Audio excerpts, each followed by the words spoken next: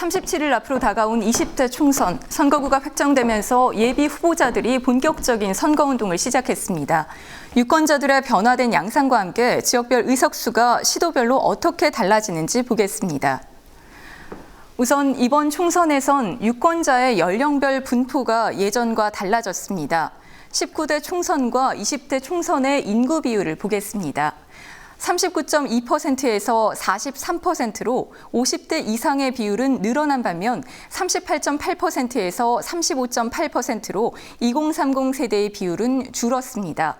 2030 세대와 50대 이상의 세대 간 차이를 보면 19대 총선에서는 근소한 차이를 보였으나 이번에는 그 격차가 크게 늘었습니다. 젊은 세대일수록 정치에 무관심한 경향이 있어 이러한 인구 비율이 집권 여당에 유리할 것이라는 분석이 나옵니다. 선거구 역시 달라졌습니다. 국회의원 정수는 현행대로 300명을 유지하되 지역구는 246개에서 7개 늘어난 253개로 비례대표 의원 수는 54명에서 47명으로 7명 줄었습니다. 또 선거구 9곳이 통합되고 16곳이 분구되며 선거구가 조정됐습니다. 의석수와 관계없이 구역이나 경계 조정, 명칭 변경이 이뤄진 곳은 23곳입니다. 작년 10월 말을 기준으로 지역구당 인구가 14만 명에 못 미치는 선거구는 주변과 합치고 28만 명을 넘는 선거구는 나누면서 지역별로 경계를 조정한 결과입니다. 그럼 변화된 선거구를 중심으로 하나하나 살펴보겠습니다.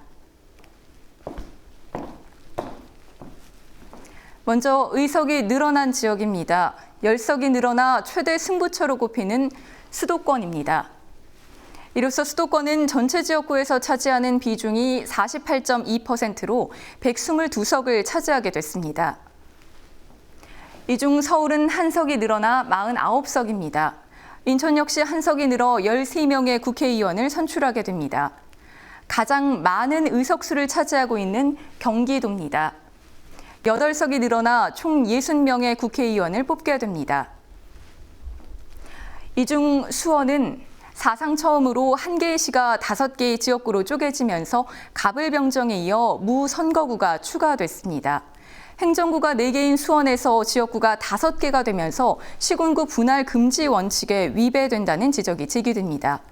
행정구가 3개인 용인 역시 지역구가 4개로 같은 상황입니다.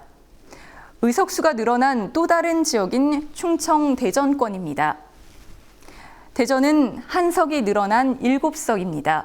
충남 역시 1석이 늘어 11명의 국회의원을 선출하게 됩니다. 반면 줄어든 지역도 있습니다.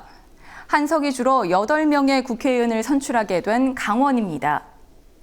강원에서는 서울 면적의 약 10배에 달하는 초대형 선거구가 나왔습니다. 홍천, 철원, 화천, 양구, 인제와 태백, 횡성, 영월, 평창, 정선입니다.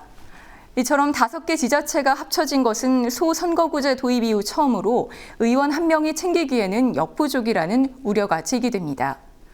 여야의 텃밭이라고 불리는 경북과 전북, 전남 역시 의석수가 줄었습니다.